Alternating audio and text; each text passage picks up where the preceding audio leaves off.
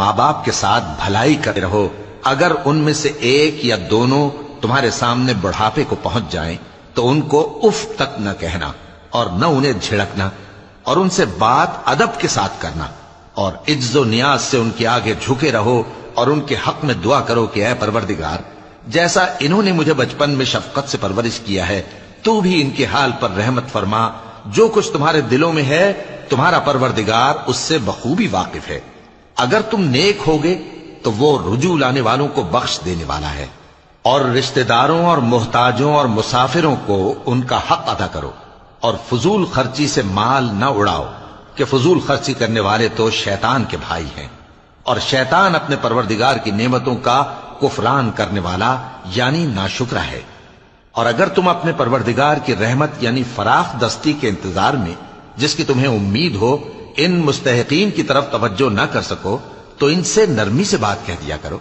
اور اپنے ہاتھ کو نہ تو گردن سے بندھا ہوا یعنی بہت تنگ کر لو کہ کسی کو کچھ دو ہی نہیں، اور نہ بالکل کھول ہی دو کہ سبھی کچھ دے ڈالو، اور انجام یہ ہو کہ ملامت زدہ اور حسرت زدہ ہو کر بیٹھ جاؤ۔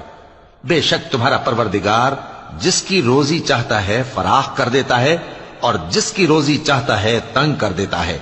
وہ اپنے بندوں سے خبردار ہے اور ان کو دیکھ رہا ہے۔ اور اپنی اولاد کو مفلسی کے خوف سے قتل نہ کرنا، کیونکہ ان کو اور تم کو ہم ہی رزق دیتے ہیں، کچھ شک نہیں کہ ان کا مار ڈالنا بڑا سخت گناہ ہے، اور زنا کے پاس بھی نہ جانا کہ وہ بے حیائی ہے اور بری راہ ہے، اور جس جاندار کا مارنا اللہ نے حرام کیا ہے اسے قتل نہ کرنا مگر جائز طور پر یعنی بفتوائے شریعت،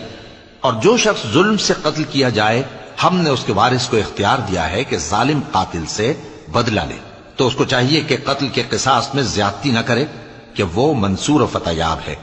اور یتیم کے مال کے پاس بھی نہ پھٹکنا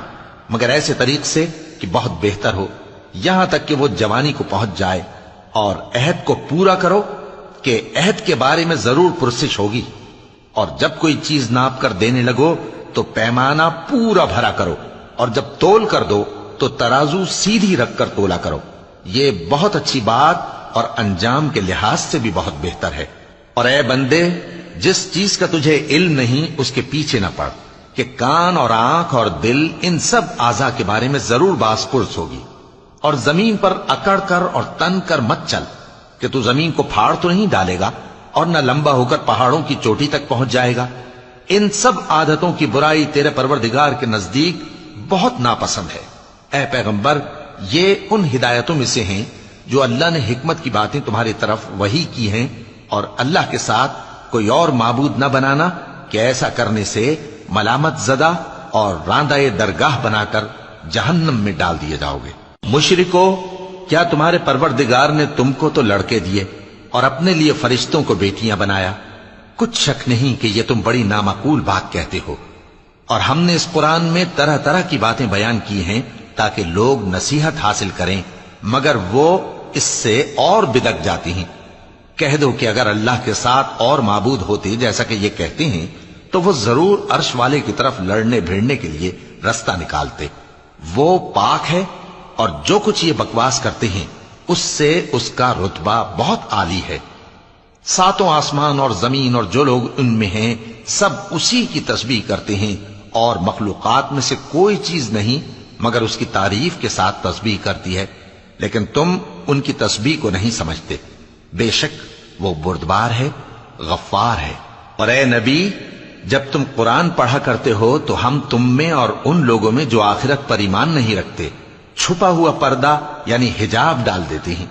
اور ان کے دلوں پر بھی پردے ڈال دیتے ہیں کہ اسے سمجھ نہ سکیں، اور ان کے کانوں میں ثقل پیدا کر دیتے ہیں، اور جب تم قرآن میں اپنے پروردگار یکتا کا ذکر کرتے ہو تو وہ لوگ بدک جاتے ہیں اور پیٹ پھیر کر چل دیتے ہیں۔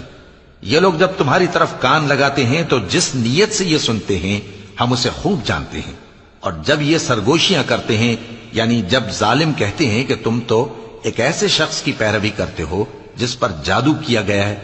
دیکھو انہوں نے کس کس طرح کی تمہارے بارے میں باتیں بنائی۔